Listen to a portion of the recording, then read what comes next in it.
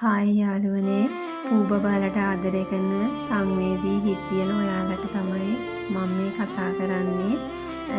ඔයාලා මේ දැන් ආදරය කරන අපේ චූටි පූස් පැටියා අපි 2025 හරියටම අවුරුදු දවස ගෙනත් දාලා තිබ්බා මහපාරේ අවුරුදු උත්සවයක් තියෙන තැනක දිනෝ 1000ක් ඉන්න මැද්දේ වාහන අතර තෙරපි අඬා ඉන්නකොට තමයි අපි මේ චූටි පූස් පැටියා අරගෙන ආවේ. ඉතින් අද අපි හිතුවෙත් නෑ අපි පොඩි වීඩියෝ එකක් කරලා දාලා අද යාට ගොඩාක් දෙනෙක්ගේ ආදරය ලැබෙන තැනකට මෙයාව පත් වෙලා තියෙනවා. ඒත් අද හරිම සංවේදී ආරංචියක් අපිට දැන් දවස් 7-8කට වගේ කලින් ලැබුණා.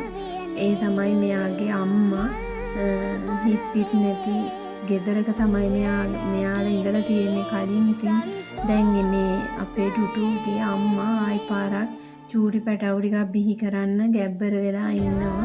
ඉතින් දැන් මේ ඉපදෙන ඉන්න පැංචෝ ටිකත් එක්කම එයාගේ අම්මව පාරට ගෙනත් දාන්න හෝ වෙන කොහකට හරි එයාව ඉවත් කරන්න සූදානම් වෙනවා කියලා අපිට ආරංචියක් ලැබුණා.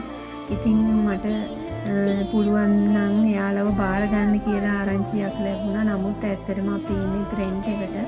ඉතින් අපි ගොඩාක් අපහසුතාව මැද්දේ තමයි අපි මෙයාවත් ගොඩාක් ආදරෙන් බලාගන්නේ. අපි මෙයාගේ ජීවිතේ කවදා හරි අවසන් වෙනකම් අපි මෙයාට රැකවරණය දෙනවා. නමුත් අපිට මේ තවත් කෙනෙක් ගන්න අපිට අපහසුතාවයක් තියෙනවා.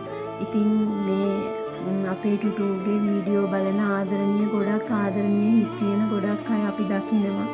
ඉතින් කාට හරි කෙනෙක්ට පුළුවන් නම් ඒ අහිංසක කිසි දෙයක් දන්නේ නැති අහිංසක පූසම්මට පිහිටක් වෙන්න ගොඩාක් ලොකු පිනක්.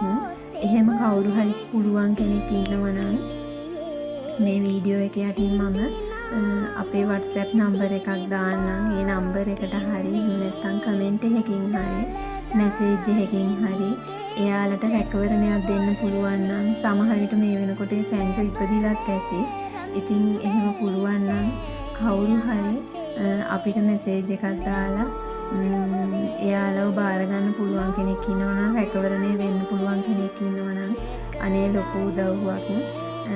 එහෙම කවුරු හරි ඉන්නවා නම් අපිට කතා කරන්න. අපි එයාලව ගෙනත් දෙන්න අපි උත්සාහ කරනවා. උපරිම කොහොම හරි අපි ඔයාලගේ කැමති කෙනෙක් අතට ඒ පූසම්මව ගෙනත් දෙන්නම්. අපි පුළුවන් නම් ලොකු පිනක් ඔයාලට.